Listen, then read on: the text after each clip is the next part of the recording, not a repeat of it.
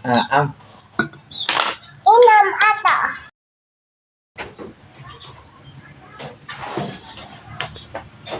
Hi guys!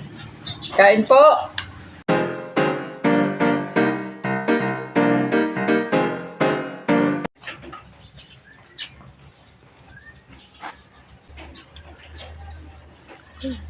Yan guys, tapos na tayong kumain.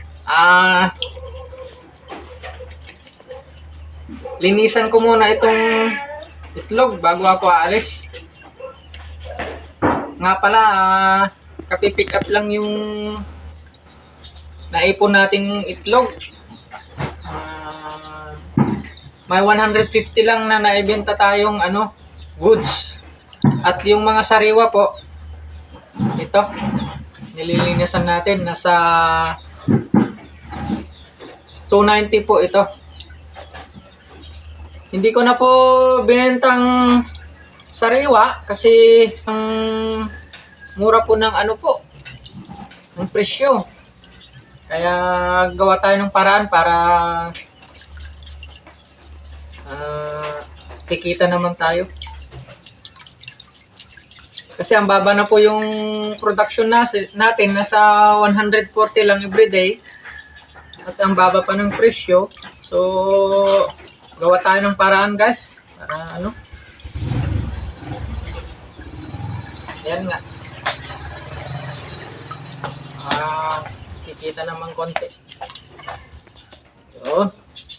I-brush natin. Kasi may mga ipot.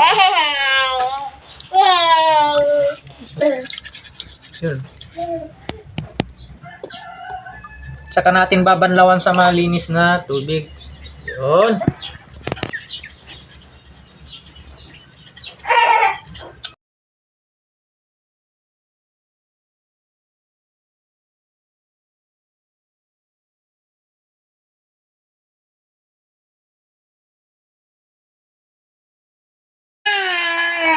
At nga pala guys, may naihanda na akong putik para sa salted egg natin. Ito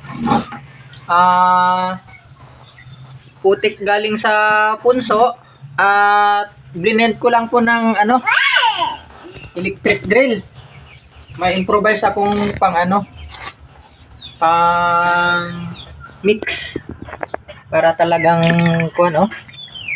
may mga buo pa. Konting na lang yan. Wala pa namang asin. Ayan ready na.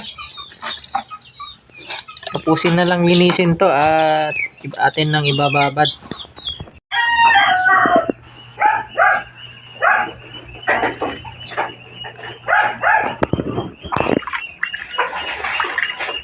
Siya nga pala guys, may nauna akong binabad maliban sa nililinis ko nung nakaraan.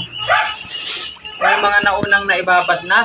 So 170 lang po ito. Yung nilinis ko nung nakaraan ay yung kulang-kulang 300. So linisan ko lang po ito. At pagkalinis natin dito guys, isasalang na natin. Nasa 15 days ito nakababad sa putik. Ayan yung putik. Yan po yun kasi 170 lang naman.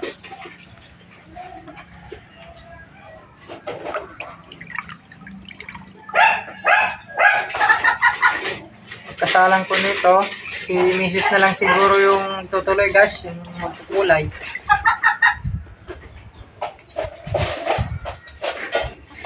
At balik ako sa kampo.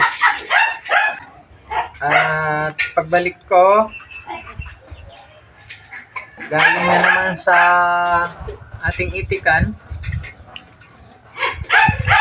Pag natapos ni Mrs. to malaga, i-deliver ko naman siya sa mga order, mga tindahan po. Yun start tayo sa patingi-tingi muna. Sana po ay mapalago.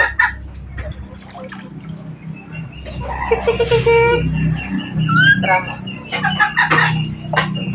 Dito po pala ako nagsasalang, nagluluto sa may kawa. Ganyan lang po ang pamamaraan ko. Wala pa akong nagagawang magandang lutuan. Bakal lang siya. Actually, pinahiram lang po sa akin yan. Lutuan na yan. Bakal lang na yun. Winildingan.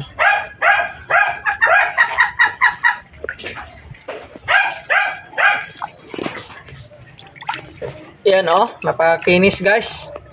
Kasi bago natin ibinabad, gaya ng nakita nyo noon, ay binabrush ko pa. Yan ang resulta. So, yung brush lang po na yung malambot para hindi naman po magasgasan. Ayan. Walang gasgas.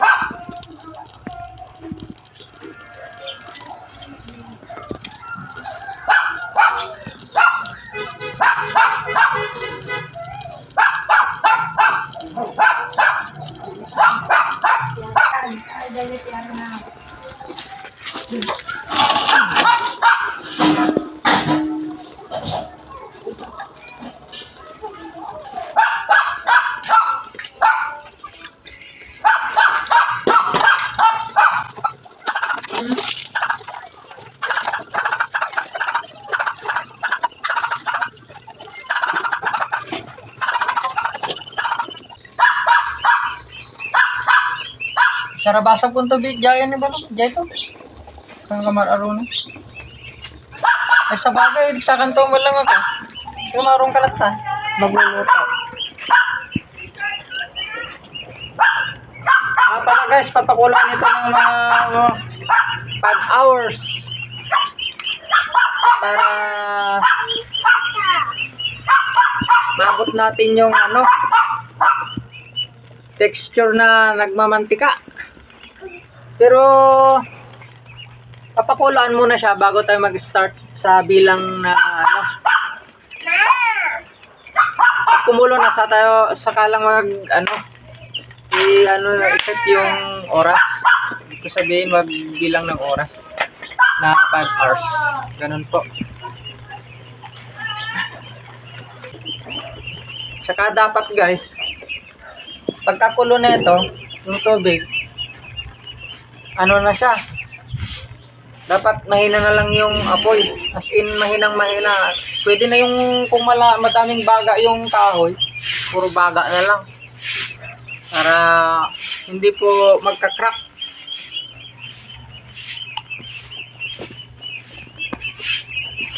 Yan, Salang na din.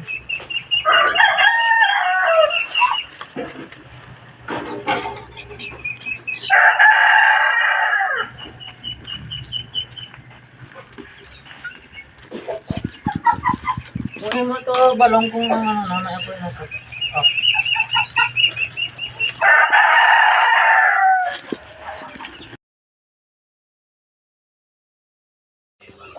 Bawal pumasok ng mga taga-national politika. Bawal masyadong mangyayari.